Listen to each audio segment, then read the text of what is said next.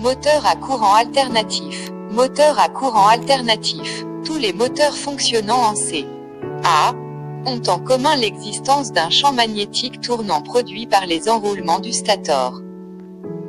Dans le cas des moteurs triphasés, on peut illustrer ce concept par le dessin de 3 bobines réparties également autour du rotor.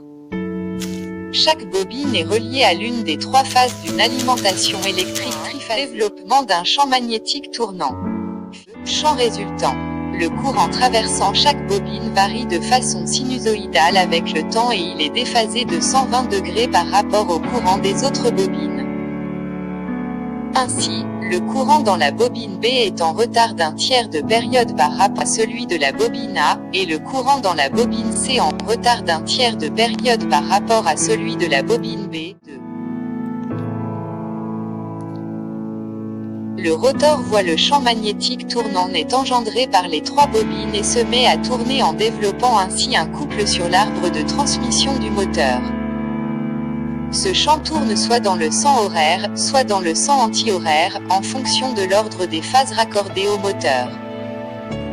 L'inversion du sens de rotation d'un moteur triphasé s'obtient tout simplement en changeant l'ordre de raccordement de 2 des 3 conducteurs d'alimentation. La vitesse de rotation du champ tournant dépend du nombre de pôles magnétiques dans le stator, c'est la vitesse synchrone. La fréquence est celle de l'alimentation, par exemple 60 Hz.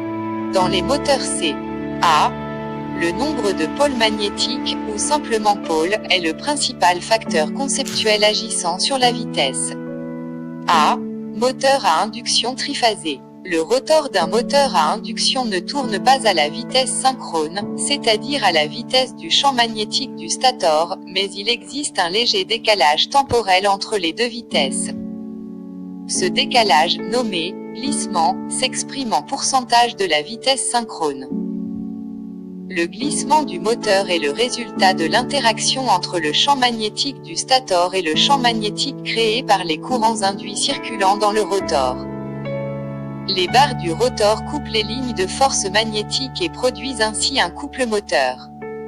Quand le moteur ralentit, le glissement augmente, sous l'action de la charge ajoutée, le couple engendré augmente.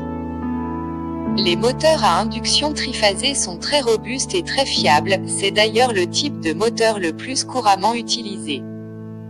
Malheureusement, leur facteur de puissance a tendance à diminuer dans le cas de charge réduite.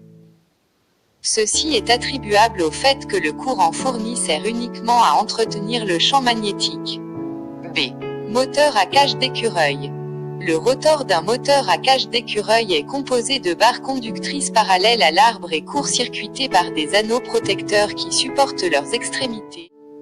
La dimension, la forme et la résistance des barres ont une influence déterminante sur les caractéristiques couple-vitesse. Un bris dans une barre du rotor ou à un point de raccordement avec un anneau protecteur peut avoir de sérieuses conséquences, notamment des vibrations haute fréquence, ou même provoquer la défaillance du moteur. A3 Cage d'écureuil. Afin de faciliter le choix des moteurs, la NEMA, National Electrical Manufacturers Association, désigne par les lettres A, B, C et D les caractéristiques de construction couple-vitesse standard des moteurs à cage d'écureuil de 200 HP et moins tableau 4. Type 2. Construction couple de démarrage courant de démarrage couple de crochage et glissement à pleine charge d'eau-main des d'emploi type S peut utiliser normal élevé plus petit que 5% machine-outil. Ventilateur, pompe normal plus petit que 5% même que SLV normal peu élevé plus petit que 5% compresseur, broyeur, convoyeur de tresse. Élevé peu élevé, au plus grand que 5% poinçonneuse, monte-charge à inertie élevée. Graphique couple vitesse des moteurs de type A, B, C, D. Les moteurs de type B sont les plus courants et conviennent à la plupart des applications. Les moteurs de type A ne sont généralement plus spécifiés à l'heure actuelle en raison de leur courant de démarrage élevé. On leur préférera des moteurs de type B.